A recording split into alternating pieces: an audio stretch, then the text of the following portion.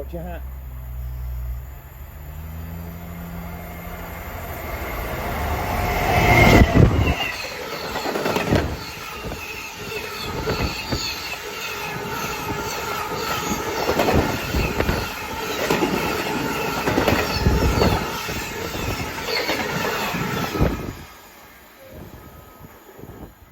Well, here we are at Harringworth Viaduct.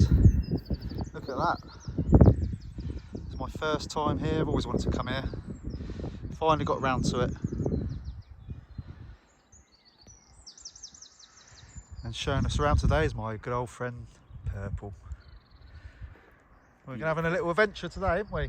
Absolutely, mate. Absolutely. Victorian architecture at its finest. Definitely. This is English seventh wonder of the world, I think. Victorians. Mental. 86 arches. 86 arches. So we've got an information board. The first brick was laid in March 1876. The first arch commenced in 1877, so a year later.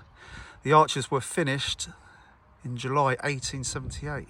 The whole structure was finished by the end of 1878, so 2 years. 2 years? It took to build this. How many arches? 82. It has 82 arches. 82. Each of which has a 40-foot span, and in place of 70 feet, 70 feet high. Yeah, there's the gangs and navvies.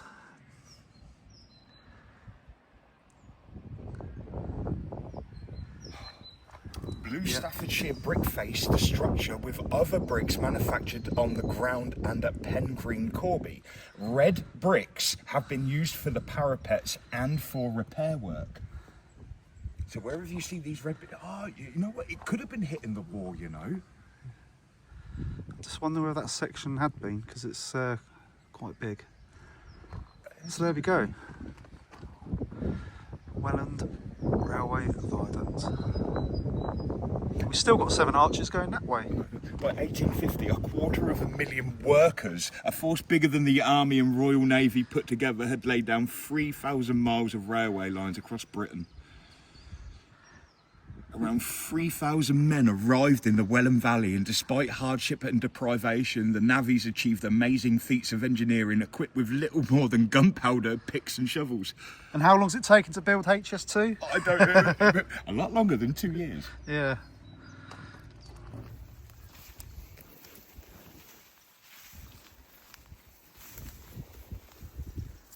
So I'm guessing that side of the river's Rutland. And this side is Northamptonshire. Right. So 75% is in Northamptonshire and the other 25% is in Rutland, Seaton. So it goes by 3 names: the Harringworth Viaduct, the Seaton Viaduct, or the Welland. So it's not until you're up close you don't realise how massive this viaduct is.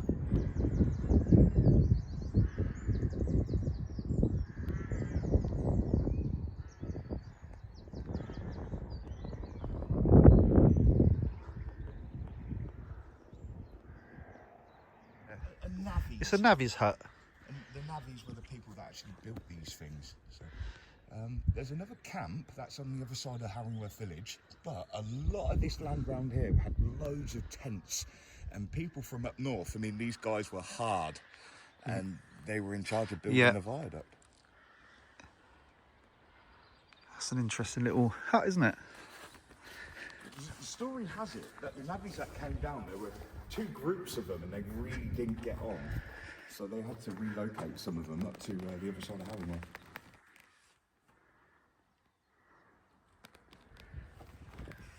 It's definitely got some age to it, isn't it? Yeah, definitely.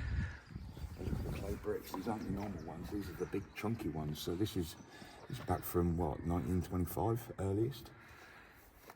Maybe even earlier than that. But locally sourced bricks. Which also explains whilst there's little quarries all over this land. Can you look at this lump here, look? The land is so rough where they all lived here for so long. And there's loads of little clay pits where they would have dug out the clay to build the bricks. Amazing place.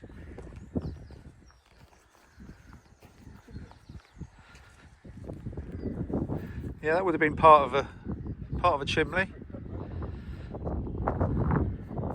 Interesting.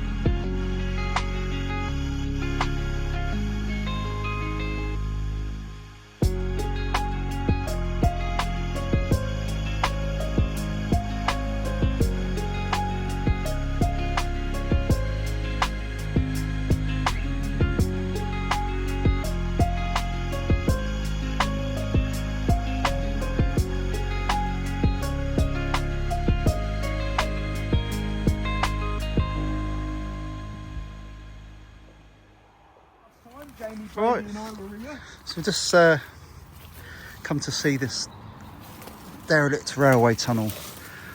And what line was this? Ooh, this This is Market Harbour to Stamford, this one. Morcott Tunnel to Stamford. Yeah, they then later redirected the route to then go into Wansford, which is the Nen Valley Railway. Well, welcome to this time of year where everything's overgrown and it's quite hard to get through. But Go by blooming memory. we'll find our way.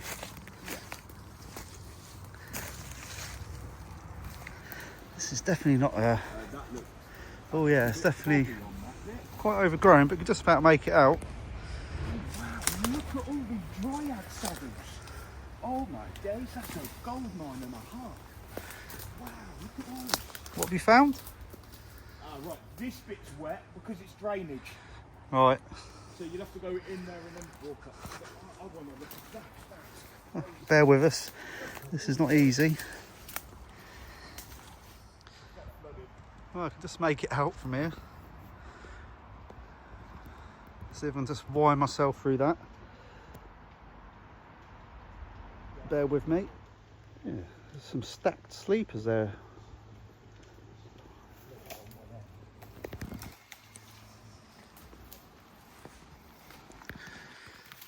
Well, that was definitely interesting getting through there.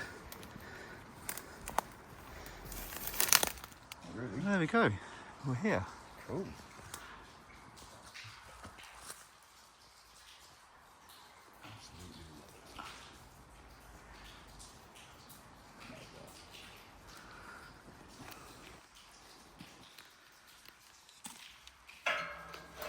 Oh, Should we go in? yeah, found a way in. Let's do it. It's not even padlocked.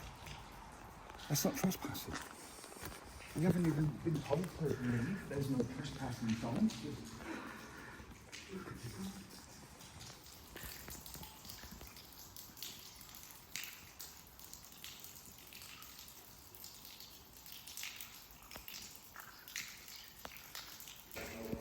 So we've got an egg-shaped tunnel almost.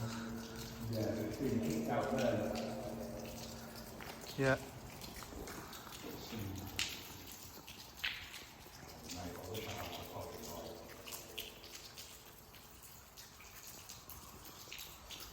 I can see.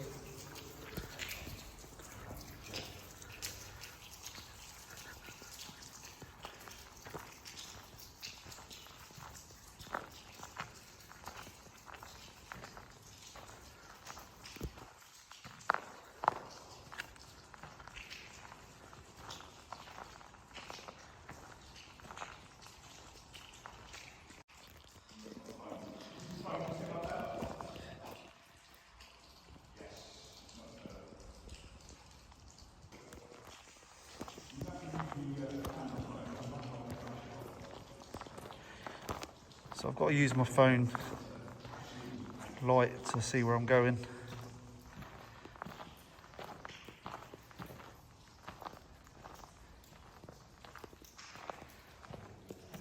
little bit of water, nothing too drastic.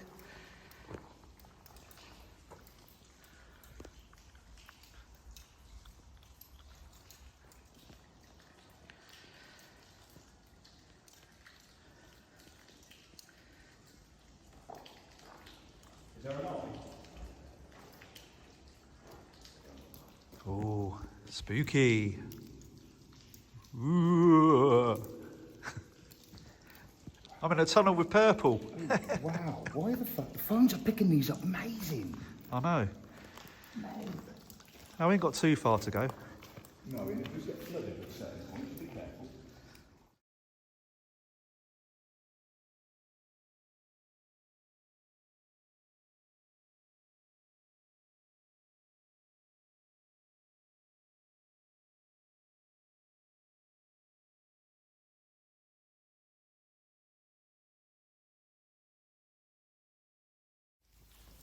So we're not far off halfway through the tunnel, and I don't think we're going to go much further.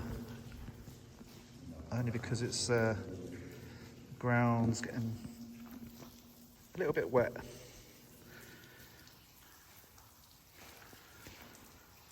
There we go, another tunnel ticked off the list. Well, we got to the other end. It's a lot flooded down here, as you can see, but it did make for a good photograph. So there we go, scanning. There we go. What a good photo.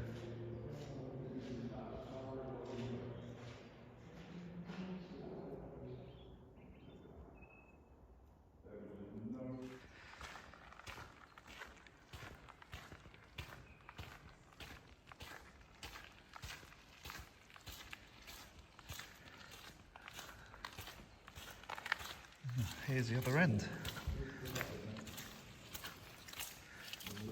That's it, not going any further than that. I managed to get. Oh, beautiful. Even the Nice and peaceful, isn't it?